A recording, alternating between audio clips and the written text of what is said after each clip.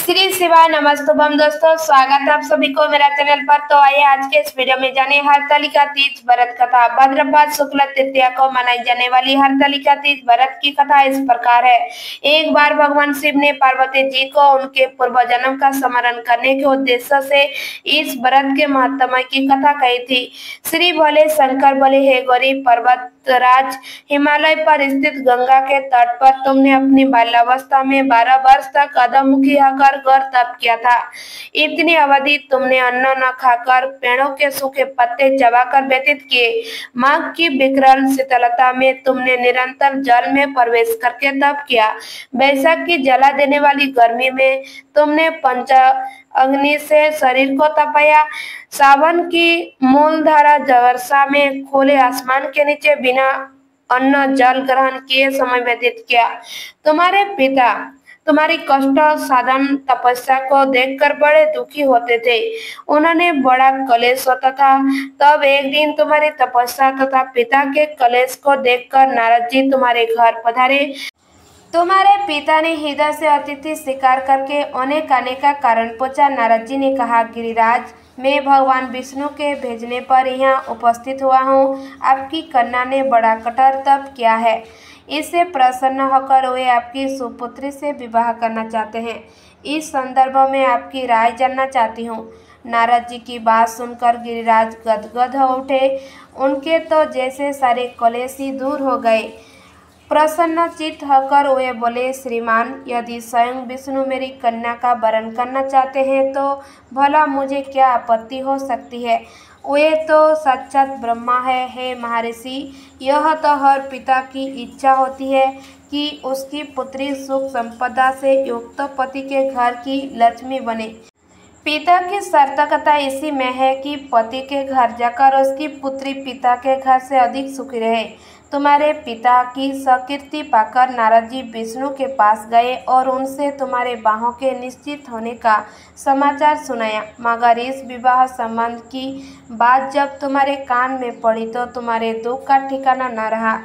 तुम्हारी एक सुखी से तुम्हारी इस मानसिक दशा को समझ लिया और तुमसे उस विक्षिप्तता का कारण जानना चाहा। तब तुमने बताया, मैंने सच्चे हृदय से भगवान शिव शंकर का वरण किया है, किंतु मेरे पिता ने मेरे विवाह विष्णु जी से निश्चित कर दिया। मैं विचित्र धर्म संकट में हूँ। अब क्या करूँ। प्राण छोड़ देने के अतिरिक्त अब कोई भी उपाय शेष नहीं बचा है। तुम्हारी सखी बड़ी ही समझदार और सूझबूझ वाली थी। उनसे कहा, सखी, प्राण त्यागने का इसमें कारण ही क्या है। संकट के मौके पर धैर्य से काम लेना चाहिए। नारी के जीवन का सार्थकता इसी में है कि पति रूप में हृदय से जिसे एक बार स्वीकार कर लिया, जीवन प्राप्त उसी से निर्वाह करे। सच्ची आस्था और एक निष्ठा के सचम तो ईश्वर को भी समर्पण करना पड़ता है। मैं तुम्हें घनघोर जंगल में ले चलती हूँ, जो साधना स्थायी भी हो, और जहाँ तुम्हारे पिता तुम्हें खोज भी न पाए, वहाँ तुम साधना में लीन हो जाना। मुझे विश्वास है कि ईश्वर अवश्य ही तुम्हारी सहायता करेंगे। तुमने ऐसा ही किया। तुम्हारे पिता तुम्हें घर पर न पाकर बड़े दुखी तथा चिंतित हुए। वे सोचने लगे कि तुम जाने कहाँ चली गई। मैं विष्णु जी से उसका विवाह करने का प्रण कर चुका हूँ।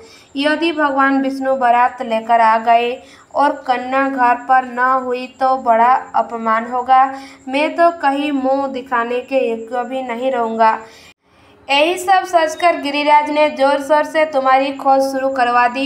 इधर तुम्हारी खोज होती रही और उधर तुम अपनी सखी के साथ नदी के तट पर एक गुफा में मेरी आराधना में लीन थी। भाद्रपद शुक्ल तृतीया को हस्त नक्षत्र था। उस दिन तुमने रेत के शिवलिंग का निर्माण करके व्रत किया। रात भर मेरी सुरती के गीत गाकर जागी। तुम्हारी इस कष्ट साधक तपस्या के प्रभाव से मेरा आसन डलने लगा। मेरी समाधि टूट गई। मैं तुरंत तुम्हारे समक्ष जा पहुंचा और तुम्हारी तपस्या से प्रसन्न होकर तुमसे वर मांगने के लिए कहा। तब अपनी तपस्या के फलस्वरूप मुझे अपने समक्ष पाकर तुमने कहा, मैं हृदय से आपको पति के रूप में वरण कर चुकी हूँ। यदि आप सचमुच मेरे तपस्या से प्रसन्न होकर आप यहाँ पधारे हैं तो मुझे अपनी अर्धांगिनी के रूप में स्वीकार कर लीजिए। तब मैं तथास्तु कहकर कैलाश पर्वत पर लौट आया। प्राप्त होते ही तुमने पूजा की समस्त सामग्री को नदी में प्रभावित करके अपनी सहेली सहित व्रत का पारण किया। उसी समय अपने मित्र, बंधु और दरबारियों सहित गिरिराज तुमने खोजते खोजते वहां आ पहुंचे और तुम्हारी इस कष्ट साधक तपस्या का कारण तथा उद्देश्य पूछा। उस समय तुम्हारी दशा को देखकर गिरिराज अधिक दुखी हुई और पीड़ा के कारण उनकी आंखों में आंसू उमड़ आए थे। तुमने उनके आंसू पूछते हुए विनम्र स्वर में कहा, पिताजी, मैंने अपने जीवन का अधिकांश समय कठोर तपस्या में बिताया है। मेरी इस तपस्या का उद्देश्य केवल यही था कि मैं महादेव को पति के रूप में पाना चाहती थी।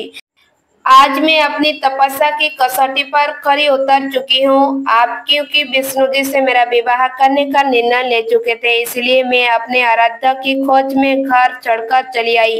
अब मैं आपके साथ इसी शर्त पर घर जाऊंगी कि आप मेरा विवाह विष्णु जी से न करके महादेव जी से करेंगे।